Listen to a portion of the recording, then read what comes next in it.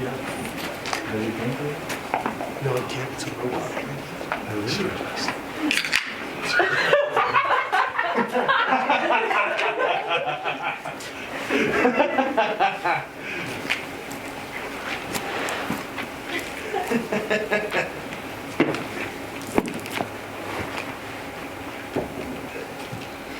Power on. Bluetooth is connected.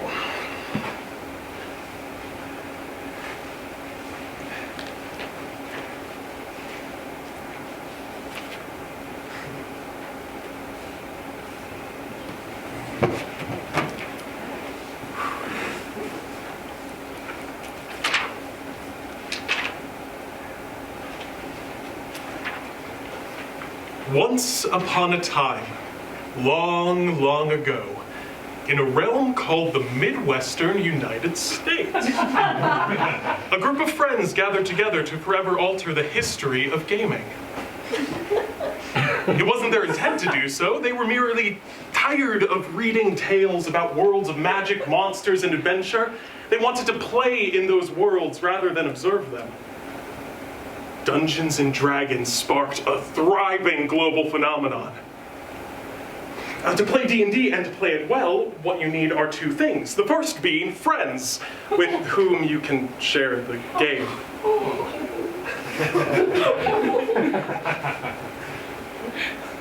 If you don't have any friends interested in playing, don't worry.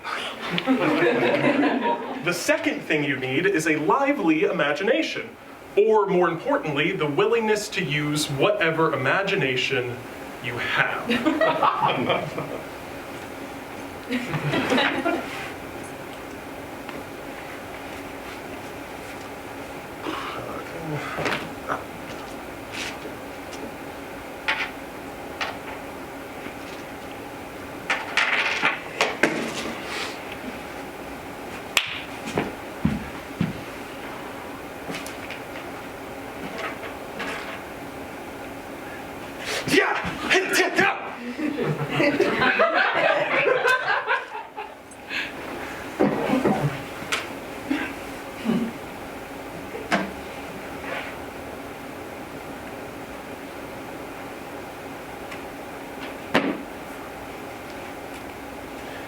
Anton Chekhov, The Cherry Orchard. A comedy in 3 acts.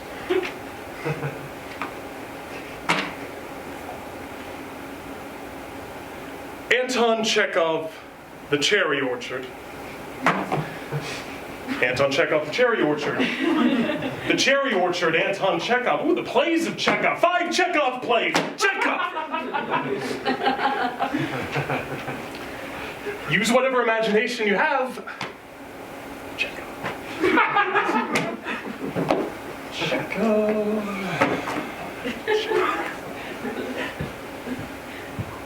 Cherry Orchard by Anton Chekhov.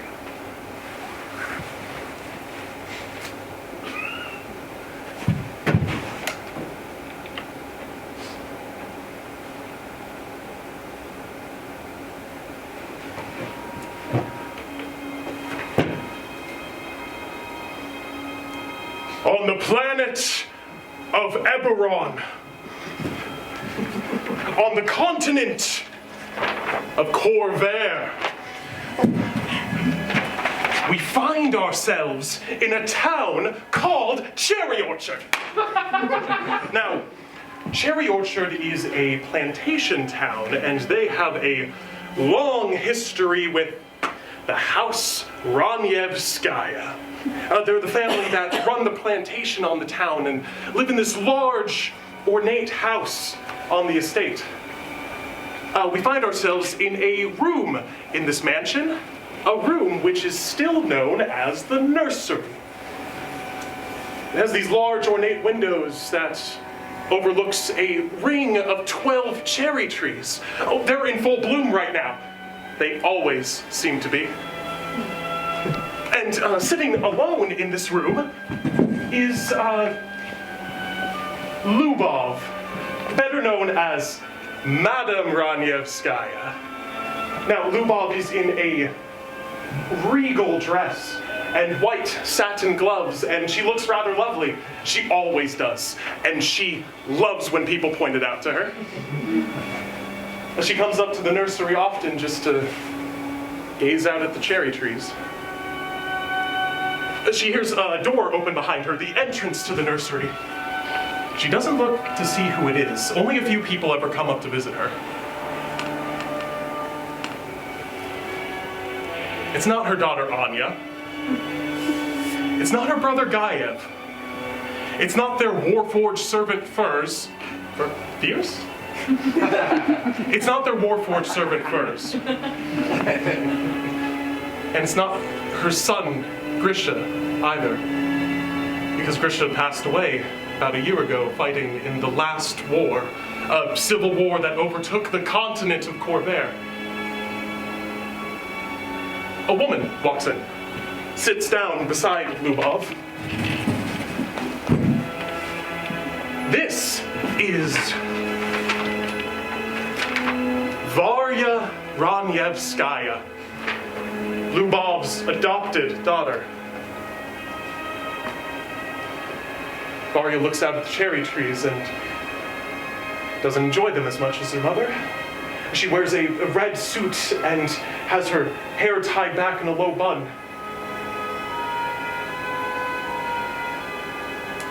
Eventually, Varya speaks.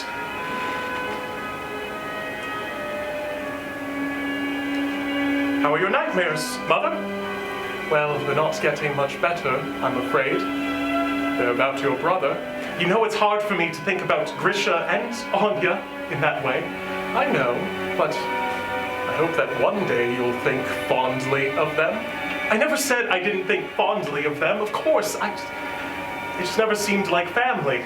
They seemed more like cousins, in a way. I can see that. Lubov stares out at the cherry trees and remembers her son, Grisha.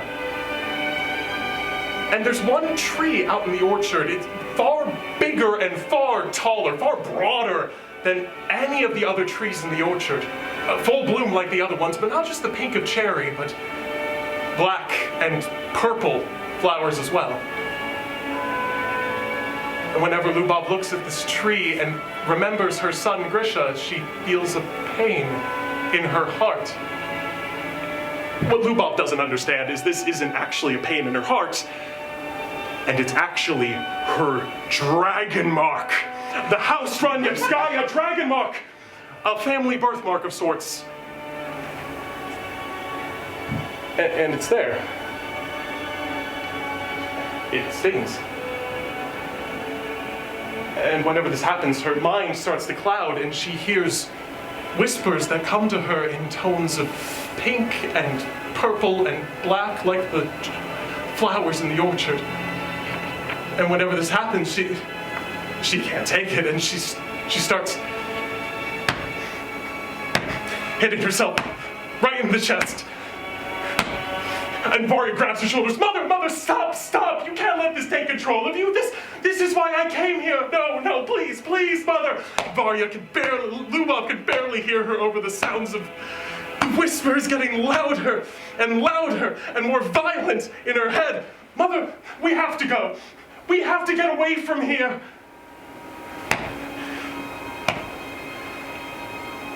And Lubov's quiet. She's quieting down. Why would I want to leave? There is nothing that I want more than to stay here and to look at my orchard. Mother, if you don't believe me, I'm going to have to force you to leave. And I don't want to put that between us. You and Anya are connected in this way, are connected to this orchard in a way that I will never be. You two have dragon marks, are the Ranyevskayas, and I'm not that. But I can stay here. I can look after Uncle and Furs, but you and Anya need to go. Anya had an incident, several incidents, and she's been hearing whispers, Mother. And these whispers are telling her that something terrible is going to happen here. Oh, something bad, something catastrophic, and she's scared. Mother, aren't you scared? Lubov's just staring out at the trees. I've learned to harness fear. I've learned to control fear. In a world like this, you have to. Did I tell you that I tried to kill myself the other day? Yes. Oh, I didn't want to, but when I tried, I hoped I wouldn't, and I didn't. I didn't do it. The war is too much. It took my boy, it took my love. And I heard whispers telling me this, that it was my fault. Well, because it is. Because it is my fault.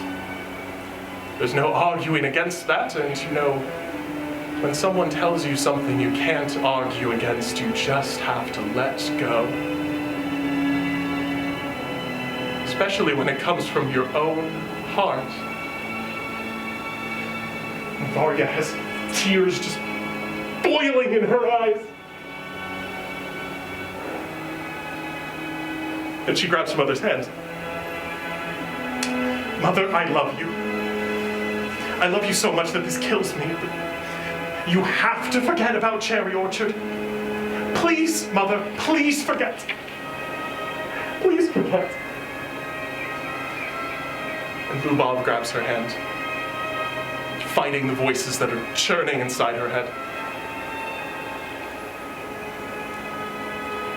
Let's go. Let's go now.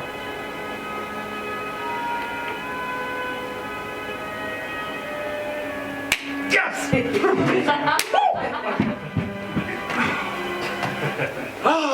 Whatever imagination I have. All right. What else? The creators of Dungeons & Dragons were from Midwest America. Like me, like I'm from Nebraska. Use whatever imagination I have, so Nebraska! Oh, what I would like to say about Nebraska is that it is very flat. Oh, this is hard. This is a lot harder than I anticipated. So my home, it's less flat than you'd imagine. I mean, it's got a gorgeous horizon line. Lots and lots of rolling hills in between. Most of the countryside you see is cornfields. Oh, it's just green. Everything's just green. The smell, it smells like nature. Oh, but not like walking through a forest. It smells like gloves. Leather working gloves and soil and tilling the earth. And you can walk for miles and miles and miles and miles in one direction or the other. And on the horizon, at sunset especially, there is this gorgeous watercolor of just every color imaginable. It changes as the twilight goes on. The pinks and oranges and yellows melt away into this purple, this indigo, and then this inky black like nothing else. And at night, it's almost the prettiest, because at night, oh, you can see the entire Milky Way. And you can just look at it and think about whatever you want. Think about what could be going on up there.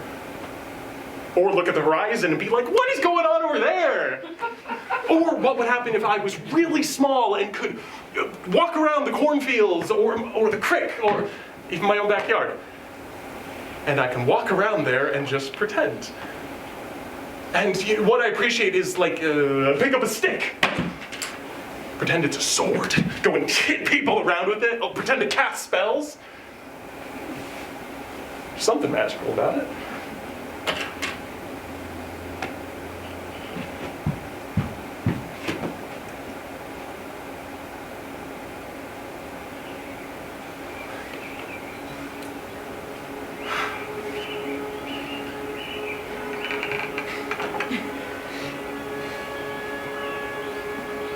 Three years later, about a month before the third anniversary of the giant cataclysmic supernatural event that destroyed the nation of Seer known as the Morning, we find ourselves in a refugee settlement known as New Seer.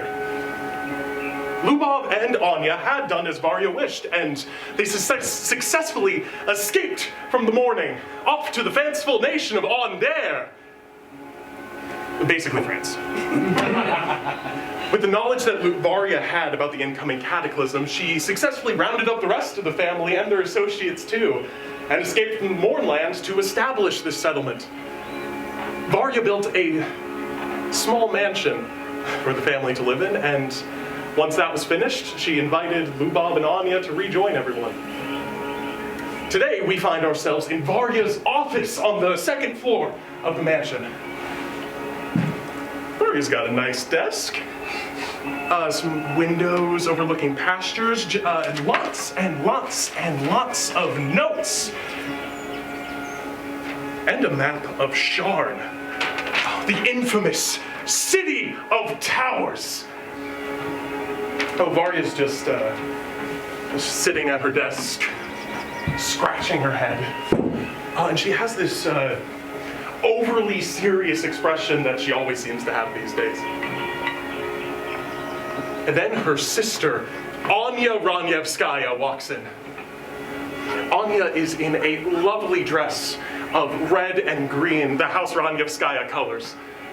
Nothing, of course, as elaborate as what she would have worn in Cherry Orchard, but she's gorgeous.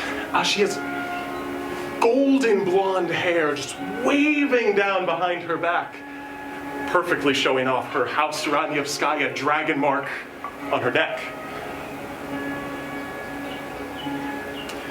Anya's just looking at her sister, trying to get her attention. Sister? Oh, Varya stands up. Oh, sorry, I didn't see you there. I was just, no, it's all right. Furs just told me that you wanted to speak with me. Yes, and Varya shuffles some papers together, makes everything look a bit more orderly. Yes, I have these plans, as you can see, and I wanted to discuss them with you. We might actually be moving, again, to Sharn, if everything goes according to plan.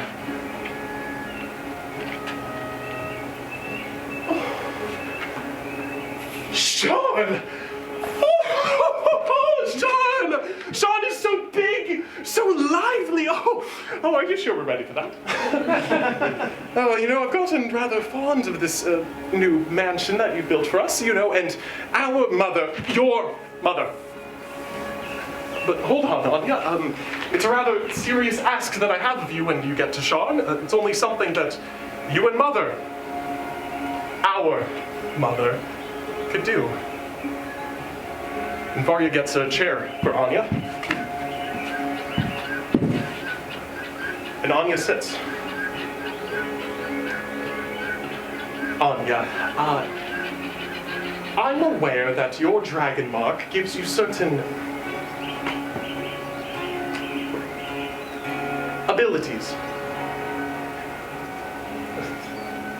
Yes, I don't rather enjoy using them, Varya, but yes, it does. I was thinking for the good of the family, of course for the good of the family, that you could go to Sharn and make use of your abilities. Anya's breathing tightens a little, it quickens. What do you mean, make use of?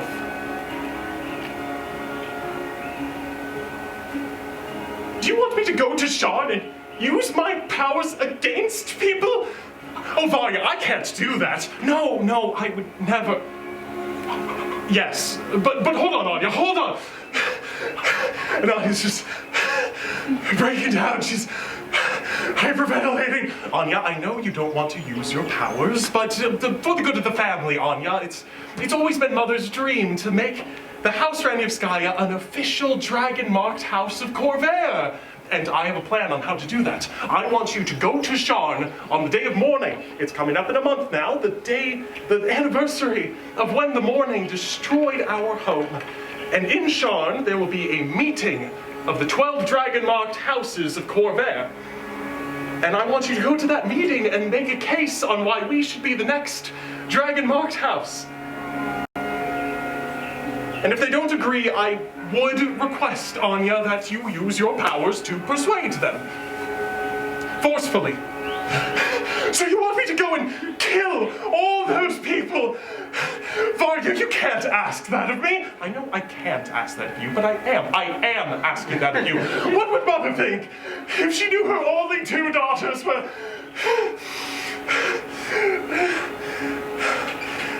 And I say that because you are my sister, Varya. And as your sister, this is ridiculous. I can't do it. I won't do it. I was really hoping you would listen. And Varya reaches into her desk and pulls out a bracelet with a small blue-black crystal on it. A Kyber dragon shard. And she offers it to Anya. Anya, I sent you away from Cherry Orchard 3 years ago because of a dragon shard in the largest tree in the orchard. And I took a small piece of it. This is just a very small piece. Look, I'm not going to let you not do this. Put on the bracelet. And trust me, when you put on the bracelet, it will be easier. Anya's nice. Anya's naive. And Anya is smart. And she knows that whatever Varya says has to be the best thing for the family. So she puts on the bracelet, and inside herself she feels a presence return that she hasn't felt since they left Cherry Orchard 3 years ago. And she feels powerful. Varya, sister, you were right. I will go to Sharn, and I will be reasonable.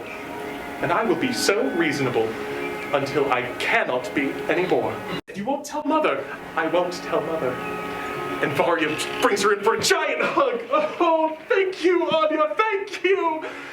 Oh, you have no idea what you just helped me start.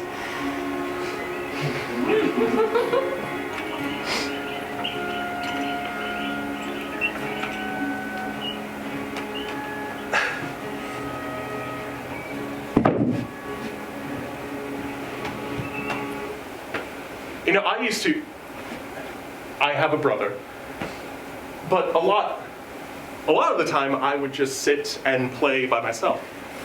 But I would love it.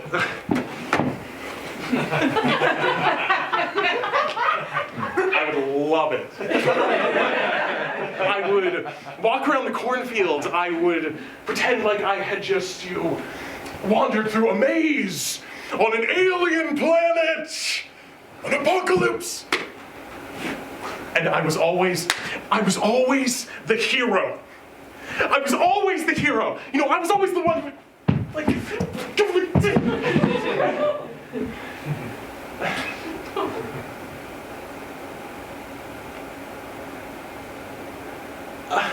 well, I don't know if I was always the hero. It always felt like I was the hero, but really, it wasn't that at all. I haven't thought about that.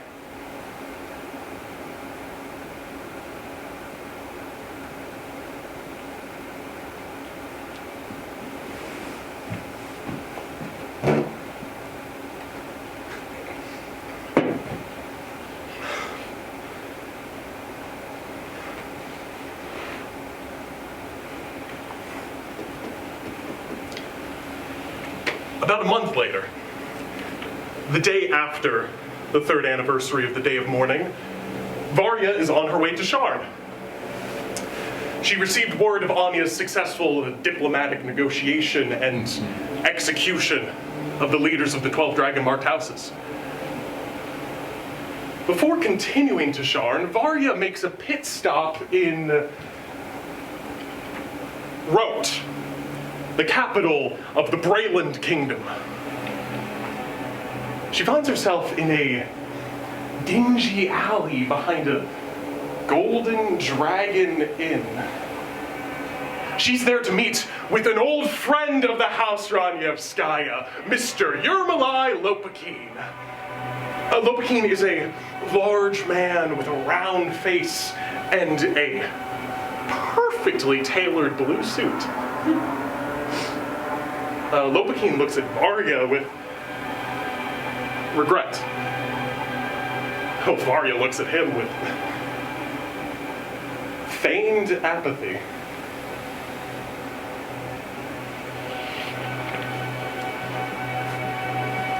Well, what do you have to say for yourself?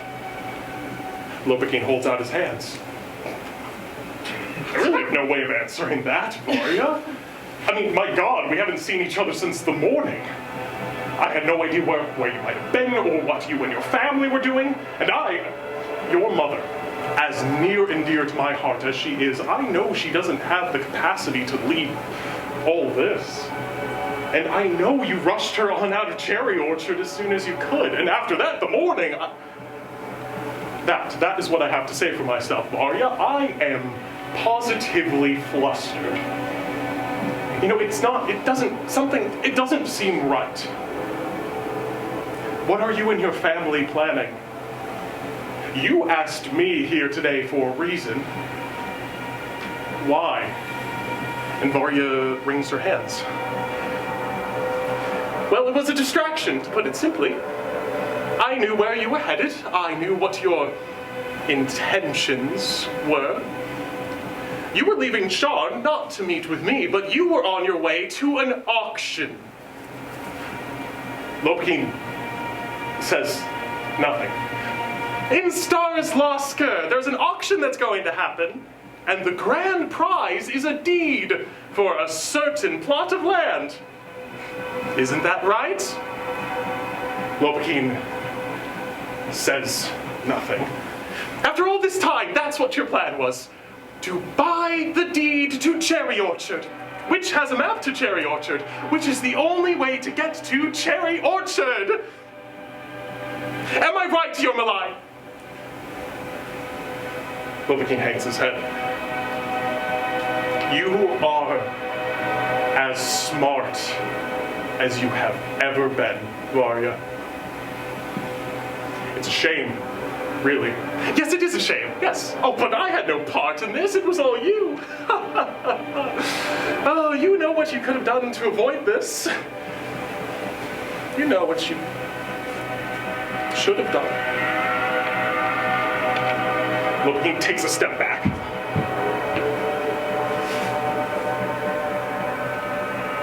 They don't talk for a second. Lopakin looks at her. You were right, Varya. I was going to buy the deed to Cherry Orchard because I did think the land was lucrative. It's right on the River Bray, a perfect place for summer housing, right on the edge of the Mournland, barely touched by the morning. You know, a lot of people want to visit the remains of Seer, and that would have been the place to do it, because for some reason it seems entirely protected from the morning. And now there's no war. Well, there wasn't war. Now it's all just a mess, Varya. It's all just one big fat, twisted, meaningless mess. But when I heard on the train that you wanted to see me, it all burst. Oh, but I still have... Lopakin thinks for a second.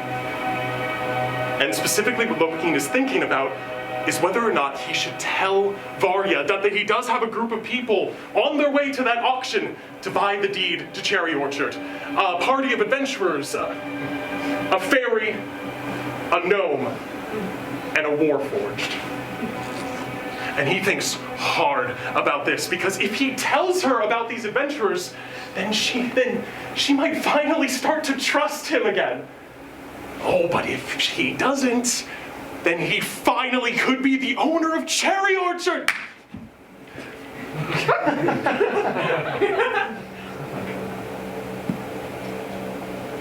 I think this is what happens. But I still have you, Varya. And I wish to go with you to Sharn.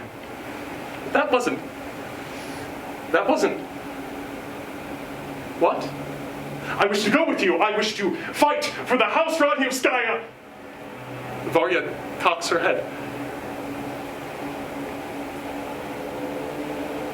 No, you don't.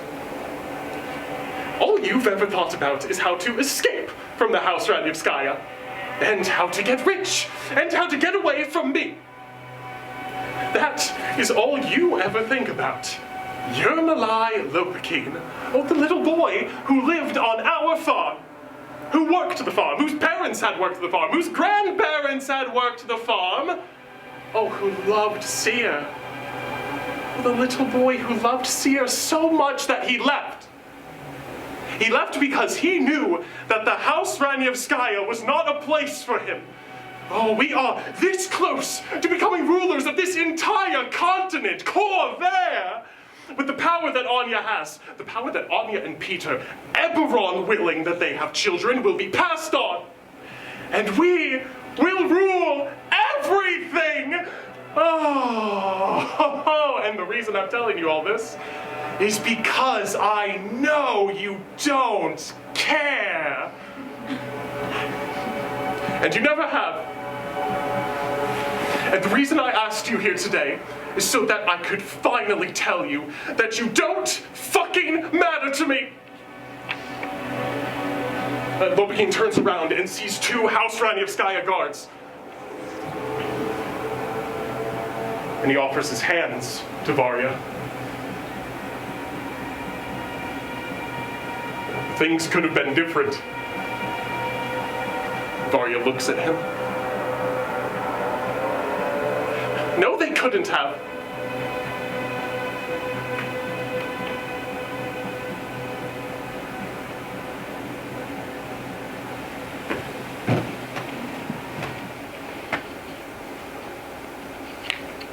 I wasn't the hero, was I?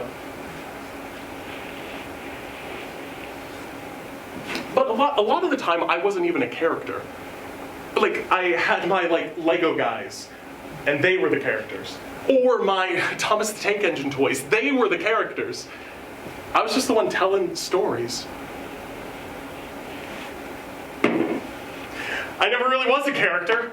I was the medium through which the story was told.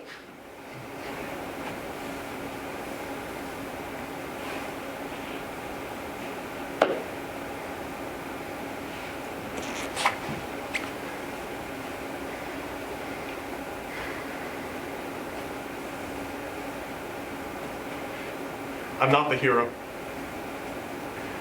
I tell the story.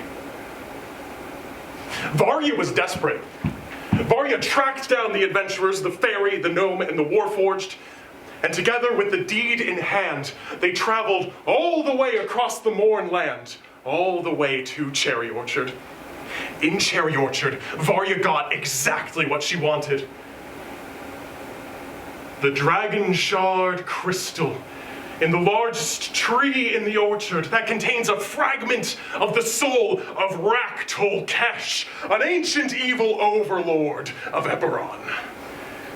An intense battle broke out over the crystal.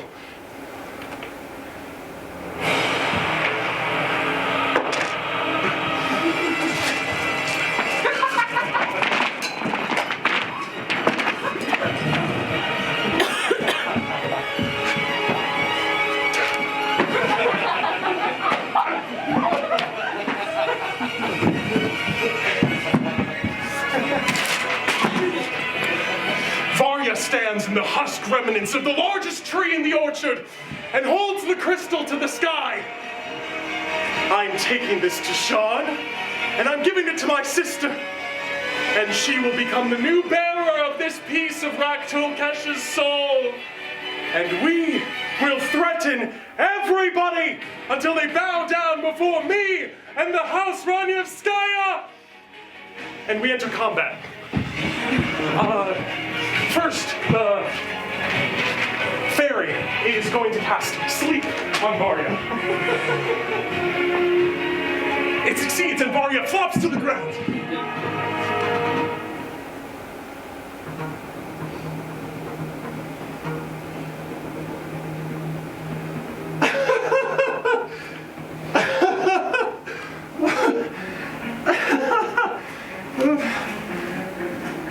Power off.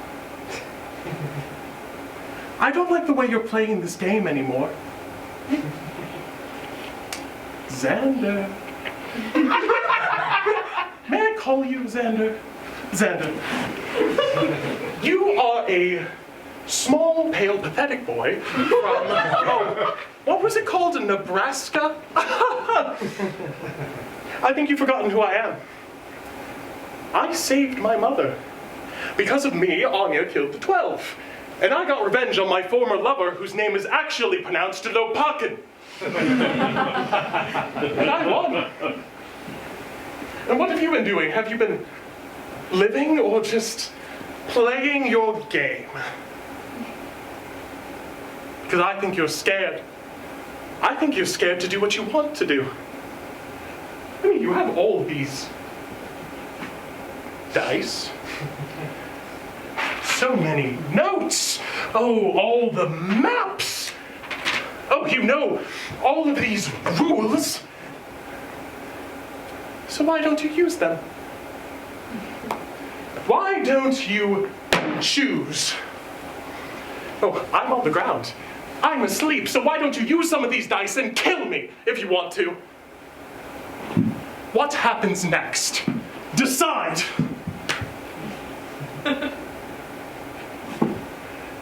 Well,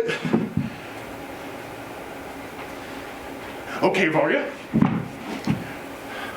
Next, the gnome is going to cast Dissonant Whispers.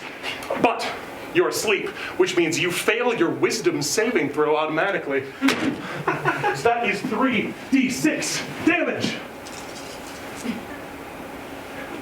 Next, the Warforged is going to take his trench hammer, and he has a +6 on that, and he's going to use his precision attack ability to bash you over the fucking skull. He's going to roll to hit.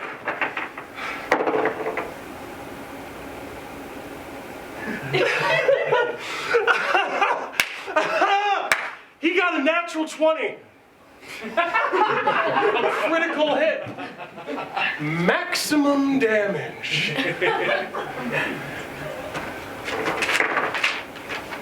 Varya Ranyevskaya drops to 0 hit points.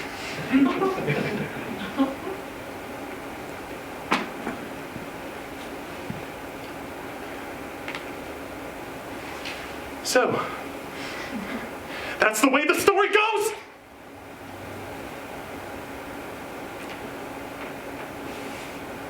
Yeah, Varya.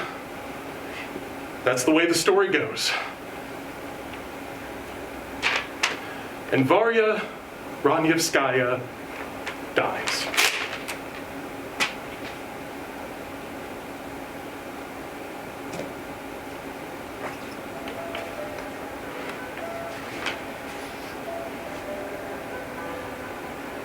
Above all else, D&D is yours. The adventures you embark on, the characters you create, the memories you make will be yours. D&D is your personal corner of the universe in which you have free reign to do as you wish. Go forth now! Read the rules of the game and the story of its worlds. But always remember that you are the one who brings them to life. They are nothing without the spark of life that you give them.